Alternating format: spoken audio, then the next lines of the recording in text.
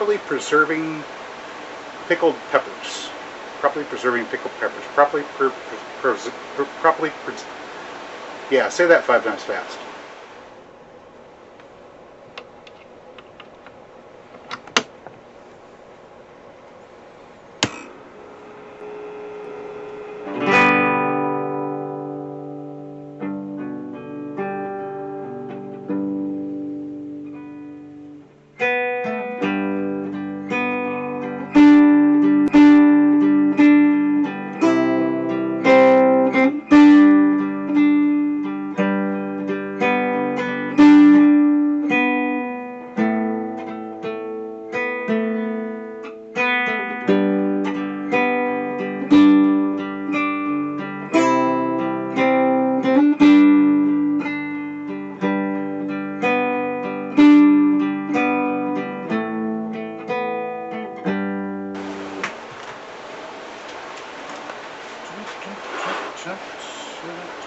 Hello there, good people. Hi, it's Jason with Green Country Agroforestry. I'm here in the back room, my utility room, and we're working today with peppers. Now, I had a dozen cayenne pepper plants planted in the front yard this year, and although they suffered from frost early on because I put them out too early, they managed to pull through, most of them, and out of the dozen plants, I managed to get 6 whole pounds of cayenne peppers. And I'll flash a picture of a box full of them here in a second. They'll show up here on the screen.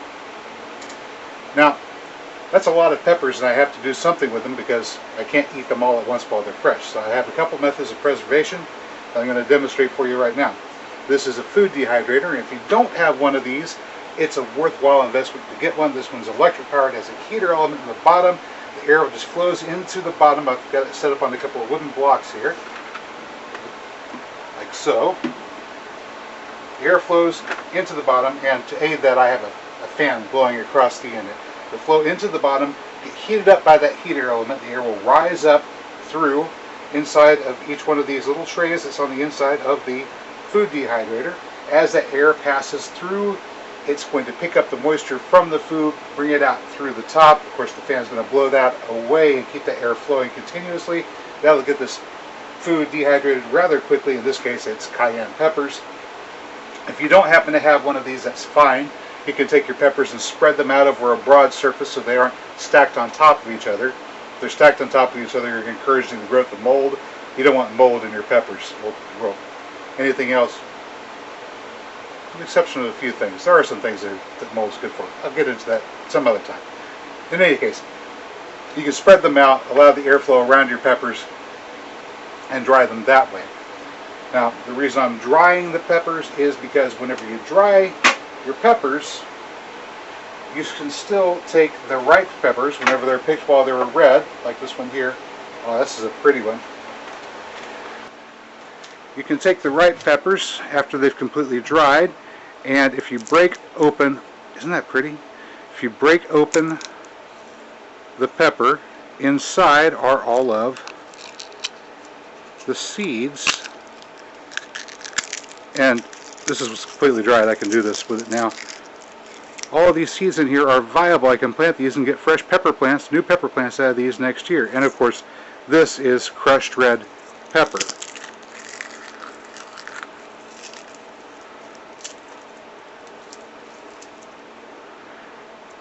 And that is some good stuff right here. That's enough to spice up an entire pot of chili all by itself.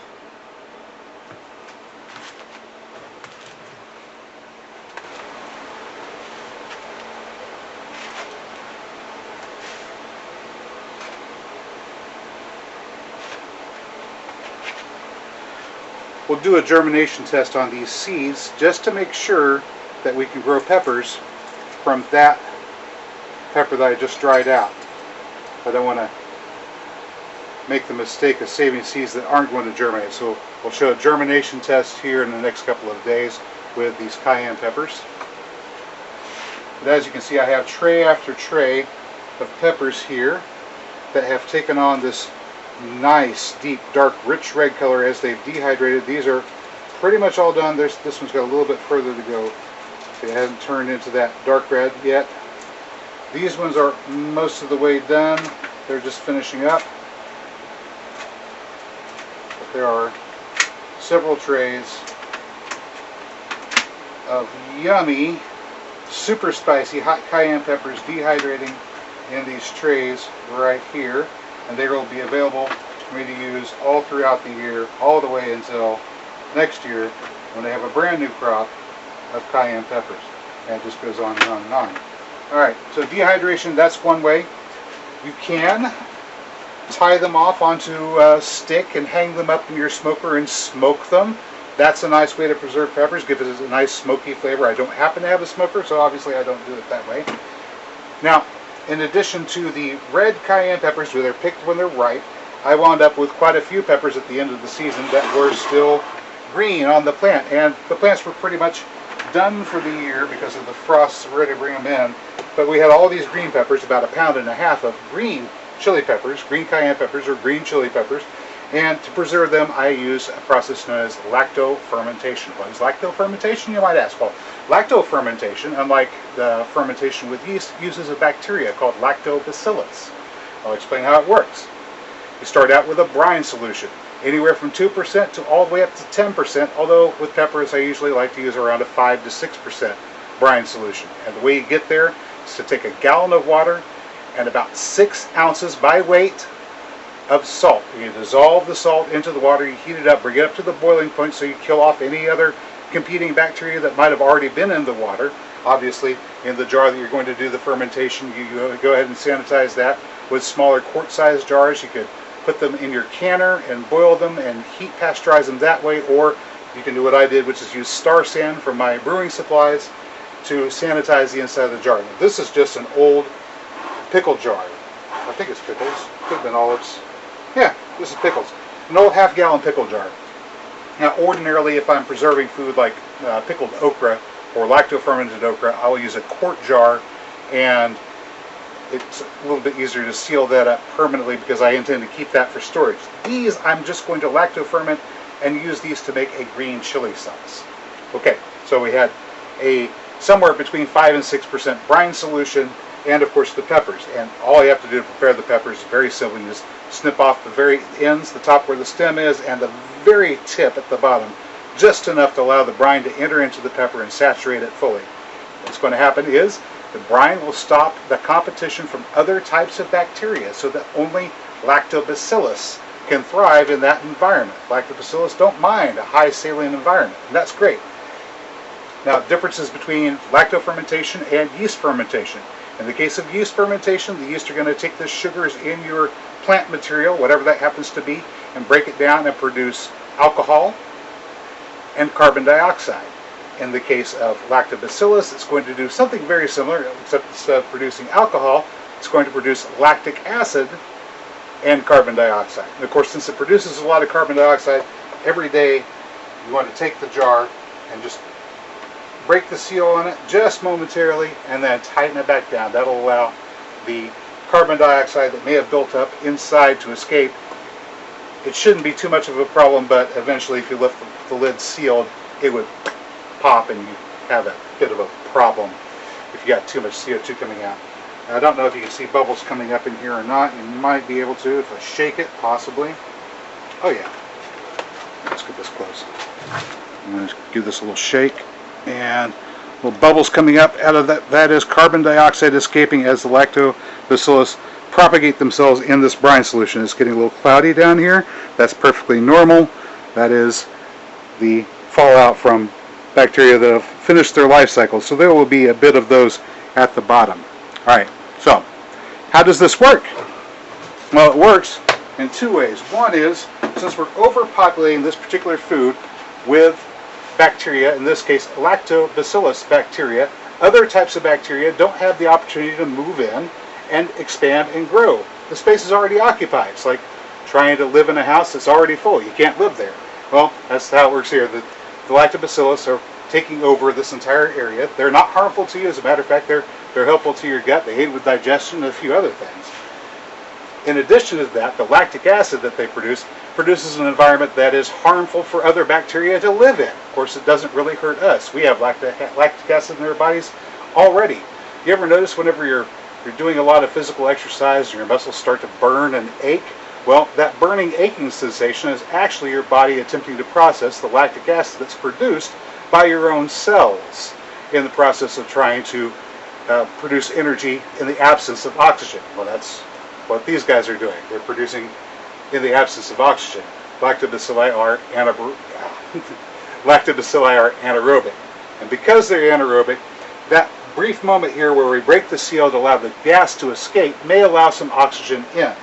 When that happens, there is a good chance that some of the lactobacillus near the very top will wind up dying off because they don't like oxygen. They can tolerate it a little bit, but they don't like a lot of it. In those areas, other things can move in and populate that space right here at the top. So if you're doing lacto fermentation, a good idea is to, whenever you're finished adding your vegetables and you've added your brine solution all the way up as close to the top as you possibly can, put something on the top of that. In this case, it's just some old lettuce leaves right there at the top.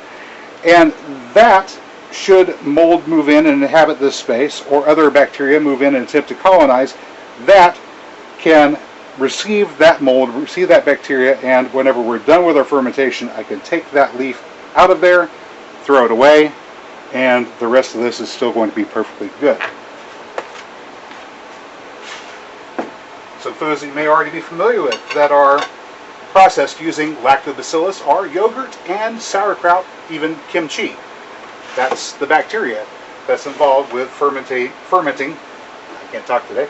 That's the bacteria that's involved with fermenting those foods. Now, I only got this started day before yesterday, so it's just really early on.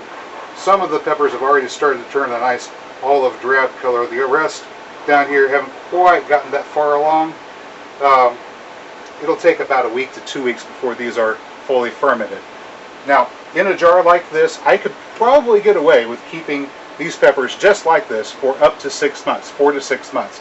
Although I would prefer, if I'm going to be storing them for long term, to use a sealing quart jar with a good solid lid on it. But I'm not going to be doing this. I'm going to be processing this for a green chili sauce. So this jar is just here long enough for the fermentation process. Then we'll be doing some other things. I'll be heat pasteurizing it to kill off all the bacteria that are in there. And then we'll strain it out. We'll mash up those peppers, get a good taste of them to see if they're a little bit too salty. If they are, I'm going to add some sugar that'll help reduce the sensation of salt on the tongue. But we'll get to that part of the processing later on. But there you have it. That is fermented chili peppers, green chili peppers for green chili sauce. And that is what we do with 6 pounds of cayenne peppers at the end of the season. Well, that's all I've got for you today, good people. As always, if you found the video informative or entertaining, please hit the like button. Don't forget to leave your comments down below. Subscribe to this channel, share this video, bang that notification bell. And good people, I will catch you next time.